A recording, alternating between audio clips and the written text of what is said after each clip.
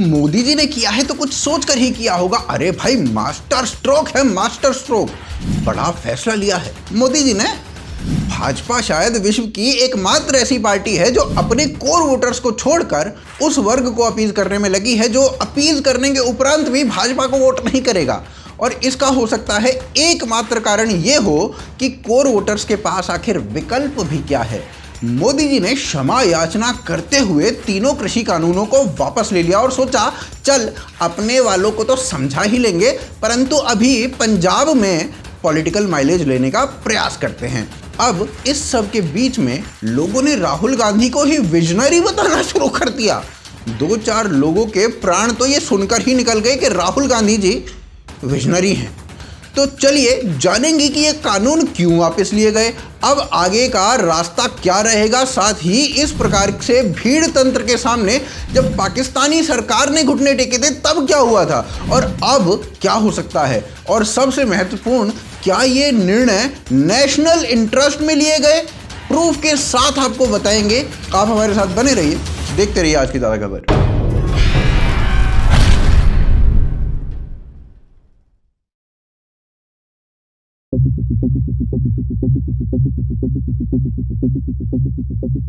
तो जी 15 मई को निर्मला सीतारमण ने फार्म लॉज लाने की बात कही। 3 जून को मोदी जी ने फार्म लॉज डिक्लेयर कर दिए, उनमें क्या क्या प्रावधान होंगे वो भी बता दिया गया। मीडिया ने इसे हिस्टोरिक कहा।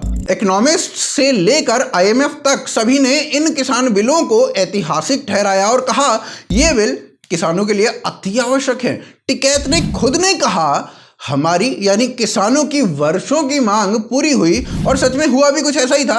जब दूरदर्शन का टाइम था तो उस पर न्यूज़ आती थी, दूरदर्शन की डॉक्यूमेंट्री आती थी जिसमें किसान स्वयं कह रहे थे हमें ये कानून चाहिए। यूं कहने को हिंदुस्तान एक देश होने के नाते एक यूनिफाइड मार्केट है, लेकिन किसानों के लिए सरकार जब मर्जी कहीं भी लक्ष्मण रेखाएं खींच देती है। बंदिशों का सबसे ज्यादा त्रास गेहूं व चावल उगाने वाले किसानों ने सहा है, खासकर हरियाणा और पंजाब के किसानों ने, जिन्होंने हरित क्रांति लाकर देश को अनाज में आत्मनिर्भर बनाया और सारे देश का पेट भरा।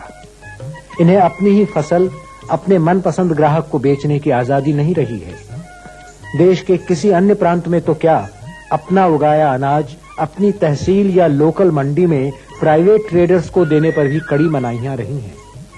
पहले तो तहसील लेवल तक भी ये के पब्लिक डिस्ट्रीब्यूशन सिस्टम की वजह से ये करते थे कि एक तहसील से दूसरी तहसील तक नहीं जाने देंगे। तो ये इतना बड़ा दबाव था। अपनी गेहूं खुद की पैदा की हुई सिर्फ 6 किलो सिर पे उठाते थे हम गुत्थी में, और वो लेके जब जाते, जब हरियाणा का बॉर्डर क्रॉस करते तो हमें गिरफ्तार कर लिया जाता। पंजाब में केजरीवाल ने इस कानून को देने की बात कही। टिकैत के मोर्चे ने 2019 से पहले इन लॉज की डिमांड की और कांग्रेस ने इन लॉज को लागू करने की बात कही। यानी ये लॉज हर दृष्टि से, चाहे वो इकोनॉमिस्ट्स की परिदृष्टि हो, किसान यूनियंस की परिदृष्टि हो, IMF की हो या फिर विपक्ष की हो, ये लॉज हर दृष्टि से आवश्यक थे। अर्थात ये लॉज नेशनल इंटरेस्ट में यानी ग्रेटर गुड के लिए थे। अब टिकैत ने, कांग्रेस और केजरीवाल ने इन लॉज का विरोध किया तो वो केवल और केवल पॉलिटिक्स थी और पॉलिटिकल कारणों से विरोध था, और ये बात ना सरकार को भी भली भांति पता थी। मोदी जी ने आज के अपने एड्रेस में भी यही बोला कि ये लॉज किसानों को हमेशा से चाहिए थे। बड़ा नंबर किसानों का, जो कि छोटे किसान हैं, वो इन लॉज से प्रफुल्लित भी थे, परंतु थोड़े से किसान इस लॉज को हटाना चाहते थे और उन्हें लाख समझाने पर भी वो नहीं माने। मैं क्षमा याचना करते हुए इन लॉज को वापस लेता हूं।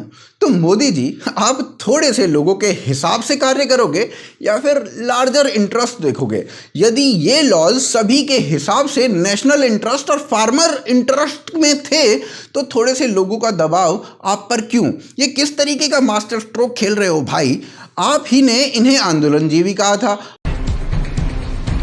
एक नई बिरादरी सामने आई है और वो है आंदोलनजीवी। आपके हिसाब से पॉलिटिकल मोटिवेटेड लोग थे और सच भी यही है। फार्म लॉज रिपील के बाद भी एक लंबी लिस्ट तैयार करके बैठे हैं टिकैत और कह रहे हैं जब तक ये पूरी नहीं होती तब तक नहीं जाऊंगा। मतलब ये तो वो गर्लफ्रेंड बन गया है जिसकी डिमांड कभी खत्म ही नहीं होती। इंटरनेशनल ऑर्गेनाइजेशन और खालिस्तानियों तक का पैसा इन आंदोलन में लग चुका है, जो कि हमने कई बार देखा है। फिर चाहे वो ग्रेटा द्वारा टूल किट लीक हो, या रेहाना मियां खलीफा के ट्वीट, या फिर यूएसए के सुपर बॉल में फार्मर प्रोटेस्ट की एड का चलना, ये सब पॉलिटिकल और खालिस्तानी मोटिवेटेड था, है ना। अब इन लॉज को हटाने का मामला क्या है?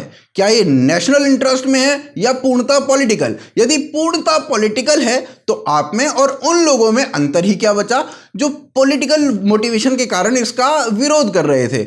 नेशनल इंटरेस्ट कहाँ गया? और मीडिया हाउसेस तो और भयंकर हैं, जो इन लॉज के आने पर इन्हें हिस्टोरिक बताते हैं और इन लॉज के जाने पर इन्हें मास्टर स्ट्रोक बताते हैं। जब ये लॉज आए थे तो नेशनल इंटरेस्ट में, फार्मर्स इंटरेस्ट में आए थे। अब ये लॉज गए हैं तो भी नेशनल इंटरेस्ट और फार्मर इंटरेस्ट में गए हैं। ये कैसे हो सकता है? शोले वाला सिक्का ले रखा है क्या मोदी जी? मोदी जी ने किया तो सही ही होगा, वो भी सही ही था, ये भी सही ही है। अब चलिए समझने का प्रयास करते हैं कि लॉज हटाए किस लिए गए, मोटिवेशन पॉलिटिकल था या नेशनल इंटरेस्ट के चलते हटाए गए। उसके लिए चलते हैं अगले अध्याय में।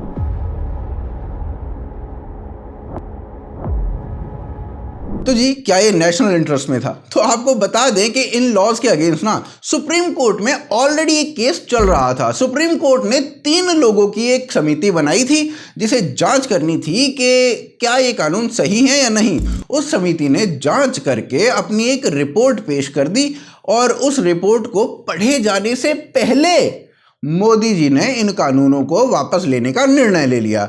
और जिस व्यक्ति ने ये रिपोर्ट बनाई थी उसका कुछ कहना ये है कि भाई इन कानूनों को ना वापस नहीं लेना चाहिए था, बहुत अच्छे कानून थे। सुनिए।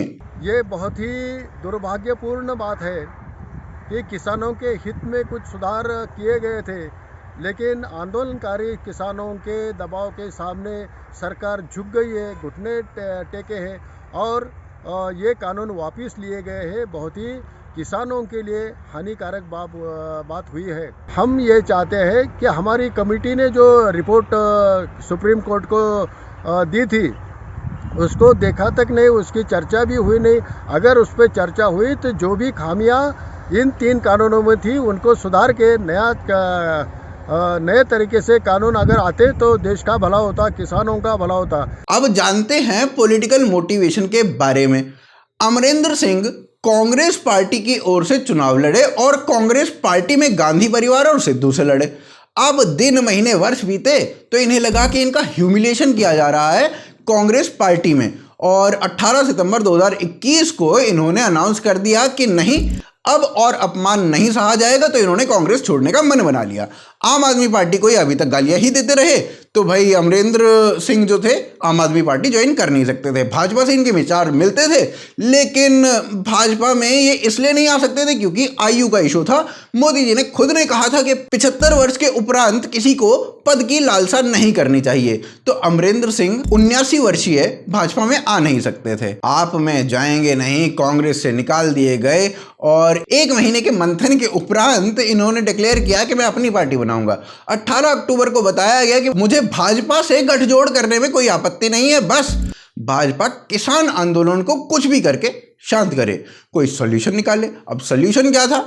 तो जी मोदी जी ने ठीक गुरु पर्व वाले दिन आकर कहा कि सभी किसान लॉज वापस लिए जाते हैं। अब इससे क्या मैसेज जाएगा आप सोच सकते हैं। अब देखते हैं जब एनार्की या कहीं भीड़ तंत्र के सामने सरकार हारती है तो क्या होता है।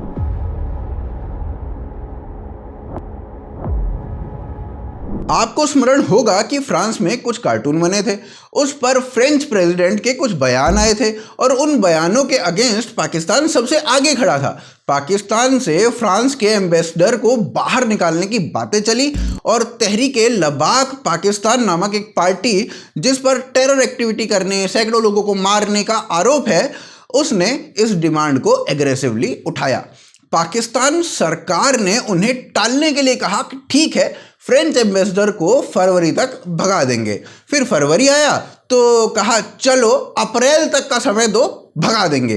फिर अप्रैल आने से पहले ही तहरीक लब्बाक पाकिस्तान के नेता साद रिजवी को अरेस्ट कर लिया गया। क्यों? क्योंकि फ्रेंच एम्बेसडर को बाहर निकाल सकते नहीं थे और ये पार्टी उसकी अगुवाई में टेरर फैलाती, तो अरेस्ट कर लिया गया। अब अक्टूबर में 10,000 लोगों की भीड़ आई, सड़कें घेरी और सरकार ने भीड़ के समक्ष घुटने टेक दिए। साद रिजवी के साथ साथ 350 अन्य लोगों को छोड़ दिया गया। वो 350 एक ऐसी आउटफिट से जो पाकिस्तान में ही बैन है। अब भारत की सरकार ने भी भीड़ के समक्ष घुटने टेक कर किस प्रकार का संदेश दिया है? क्या अब ये यूसीसी लाते हैं तो उसके अगेंस्ट सिमिलर प्रोटेस्ट नहीं होंगे? क्या आप ऐसी भीड़ को बढ़ावा नहीं दे रहे हो जो कल को उमर खालिद, शर्जील इमाम को छुड़वाने के लिए प्रोटेस्ट कर दे? आप इनके अगेंस्ट क्या कर लोगे अगर ये भी भीड़ तंत्र बनकर सड़कें घेर ले? आशान्वित हूं आपको वीडियो पसंद आई होगी। आप हमें पेट्रियन और ज्वाइन बटन के थ्रू हेल्प करेंगे, मर्चेंडाइज खरीदेंगे भूकाल फैक्ट्री से। फेसबुक, ट्विटर, इंस्टाग्राम पर आप हमें फॉलो कर सकते हैं और सभी के जो लिंक्स हैं नीचे डिस्क्रिप्शन, पिन्ड कमेंट में दिए गए हैं। आप देख रहे थे आज की ताज़ा खबर। जय हिंद, जय भारत।